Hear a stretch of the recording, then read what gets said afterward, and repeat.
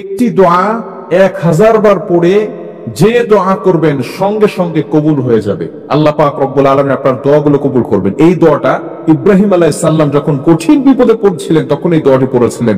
শুধু তাই নয়, আমাদের নবী হযরত মুহাম্মদুর রাসূলুল্লাহ সাল্লাল্লাহু আলাইহি ওয়াসাল্লামও এই দোয়াটি পড়েছিলেন। খুবই ছোট্ট একটি দোয়া। ইব্রাহিম আলাইহিস সালামকে যখন নমরুদ আগুনে নিক্ষেপ করেছিল তখন কিন্তু জিবরাইল সালাম এসেছিলেন। তিনি বলেছেন, আমি আপনাকে সাহায্য করব কিনা। তখন ইব্রাহিম আলাইহিস সালাম জিবরাইল আলাইহিস সালামকে বলেছিলেন, আমাকে যে নমরুদ আগুনে নিক্ষেপ করতেছে সেটা কি আল্লাহ তাআলা দেখছেন না? বলে, হ্যাঁ দেখছেন। তাহলে তিনি বলতেছেন, যদি আল্লাহ তাআলা আমাকে দেখেই থাকেন তাহলে তোমার পক্ষ থেকে কোনো সাহায্যের দরকার নেই।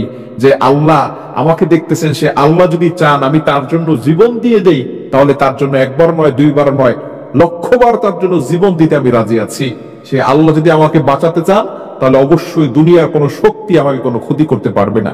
ইব্রাহিম আলাইহিস সালাম আল্লাহর কাছে সরাসরি সাহায্য চেয়েছিলেন একটি দোয়া পড়ে।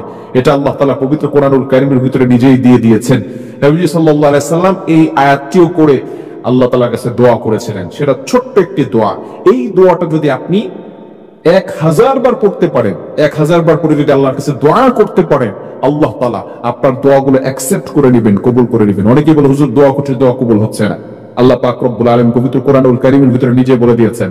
4 নম্বর পারার 11 নম্বর পৃষ্ঠার 15 নম্বর লাইন, সূরা আনআমের 173 নম্বর আয়াতের একটি অংশ, হাসবুনাল্লাহু ওয়া নি'মাল ওয়াকিল। এতটুকু, আমার আল্লাহ আমার জন্য যথেষ্ট।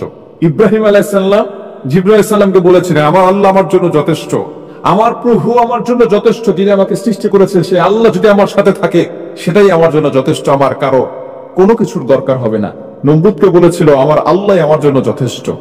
নবীজি সাল্লাল্লাহু আলাইহি ওয়াসাল্লাম এই দোয়াটা পড়েছিলেন, হাসবুনাল্লাহু ওয়া নি'মাল ওয়াকিল।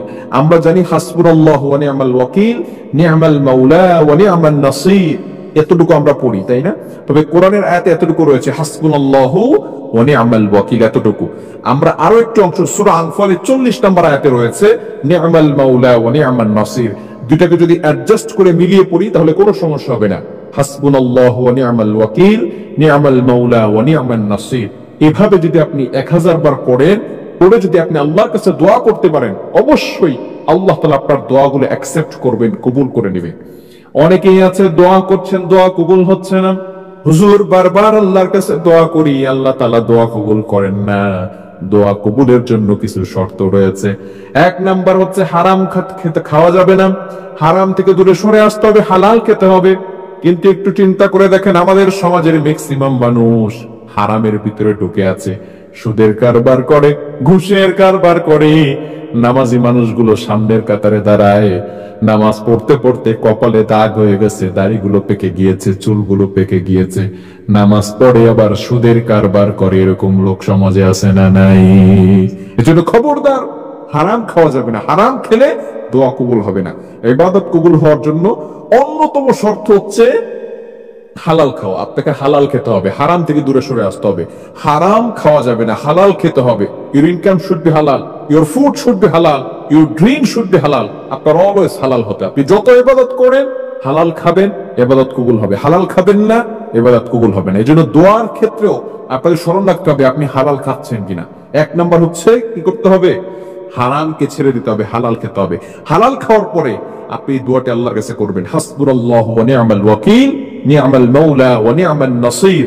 এই দুইটি আয়াতের সমন্বয় মিলিয়ে সূরা আনআমের 173 নম্বর আয়াতে হাসবুনাল্লাহু ওয়া নি'মাল ওয়াকিল, আর শেষে সূরা আনফালের 40 নম্বর আয়াতে নি'মাল মাওলা ওয়া নি'মান নাসির। আপনি যদি এটাকে না মিলে শুধু হাসবুনাল্লাহু ওয়া নি'মাল ওয়াকিল পড়তে চান তাহলেও হবে, কোনো সমস্যা নাই। হাসবুনাল্লাহু ওয়া নি'মাল ওয়াকিল, হাসবুনাল্লাহু ওয়া নি'মাল ওয়াকিল, আমার আল্লাহ আমার জন্য যথেষ্ট।